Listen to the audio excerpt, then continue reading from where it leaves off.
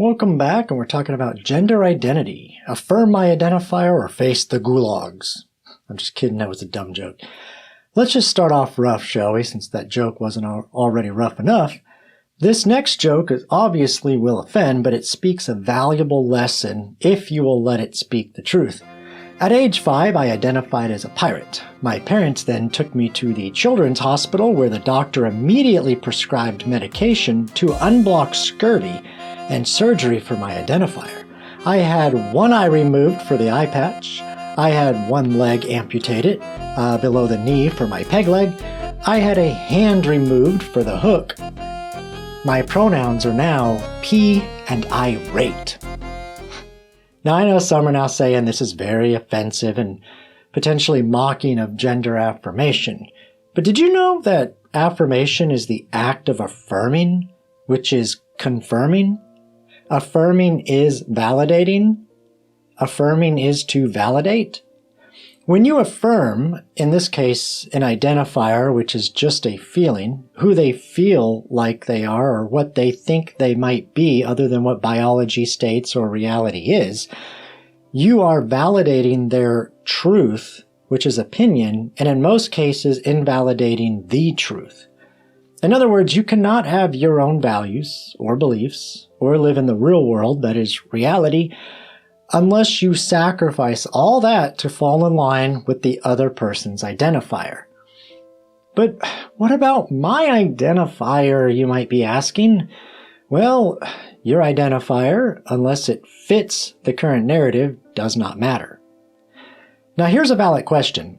If you are going to validate a child's identifier, the he, him, she, her, it, etc., that is not reality, then should you not also validate a child's identifier about anything else? Or should we stop being tolerant there? Also, if medication and surgery are appropriate and a right of even a child for many identifier affirmations, then why should you not also be tolerant and affirm any other identifier that might require medication or surgery and affirm all as acceptable and the new reality, such as the pirate boy? Speaking of identifiers, I remember reading one thing where someone said that when they were a child, they identified as Batman.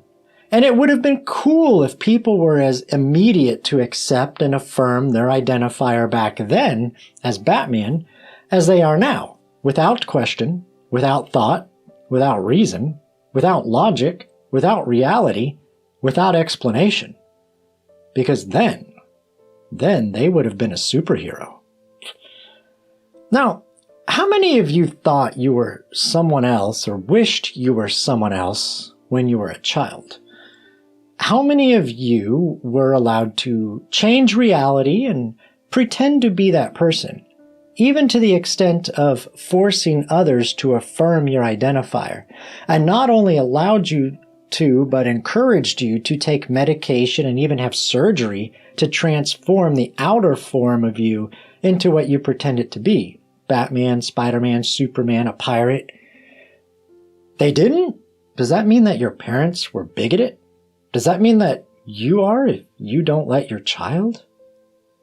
No, I think it means that they were and you are a logical person, living in reality who values the truth and who truly cares for your child. Speaking of, there was a sign posted around the city, and I think it was New York, that read, "Kids deserve better than your bigotry. I trust children to know what's best for them. Don't police a body that does not belong to you."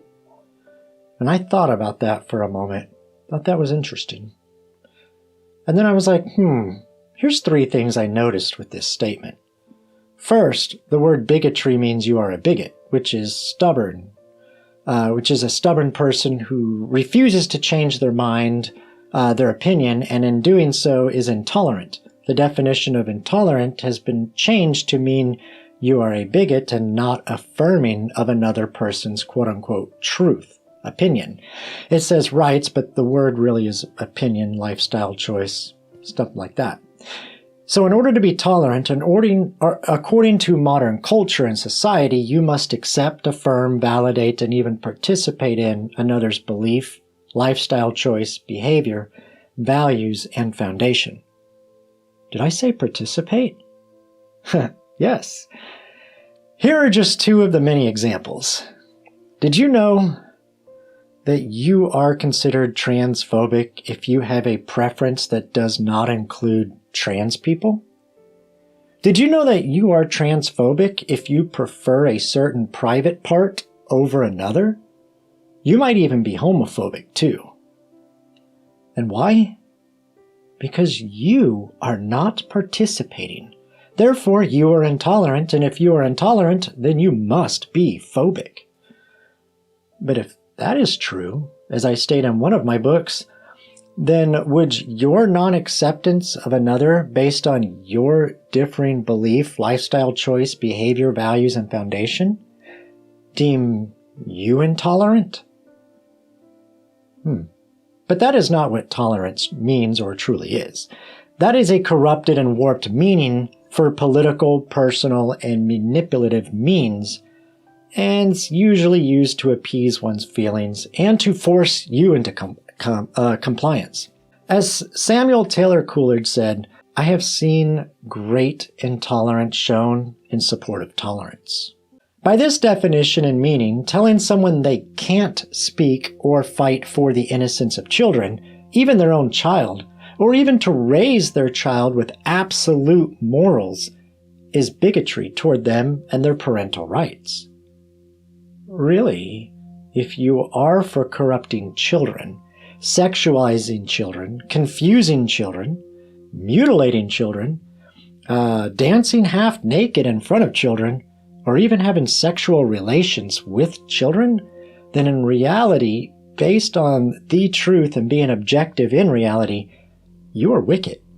It is child abuse, and you are part of the problem with the corruption of the next generation in our society. Now, secondly, what I saw in that is if you trust children to know what's best for them, as this would mean they are of age and they can make their own decisions in life apart from parental or adult authority, then why would you deny children that same right that adults are granted? The freedom to buy and drink alcohol, buy and smoke cigarettes, the right to learn to drive, to own and operate firearms, right? To serve in the military, to work and earn money, to refuse to do their schoolwork or to drop out of school, to have school choice, to have no curfew, to vote, to consent to any and all sexual pleasures that they know is best for them, including having sex with adults, and any other right that adults, that is people of age who know what's best for them, are able to do. Maybe it's because you don't really believe this. You just repeat it as an excuse to pervert the children. Maybe. Don't laugh, especially at that one about adults having sex with children. I mean, just check out what the UN has been proposing, as well as certain politicians in California and other places. Like I read recently, in California, it was becoming law okay to have sex with a minor as young as 14 years of age if they consent. And thirdly, to say don't police a body that doesn't belong to you applies to the very person saying it. And it should, if they are serious in the statement, apply to the body that has a heartbeat, brain activity, and can feel pain. Have you noticed how people say baby, believe it's a human life in the mother's womb, and get charged with double homicide if they murder a pregnant lady, but the same people also support abortion by claiming it's not a baby, that it's not a human life but just a clump of cells, but still believe it should be treated as double homicide if you murder a pregnant woman. Which brings me to the next thing I saw. Activists for children's gender affirmation, medication, and surgery saying children should be placed on puberty blockers until they can decide their own gender. Told you not to laugh earlier. All children, regardless of parental consent, should have the natural biology of puberty blocked through medication until, at whatever age in life that child decides who they feel like. You know, biology be darned, God be darned, health be darned, parents be darned, reality be darned, the truth be darned.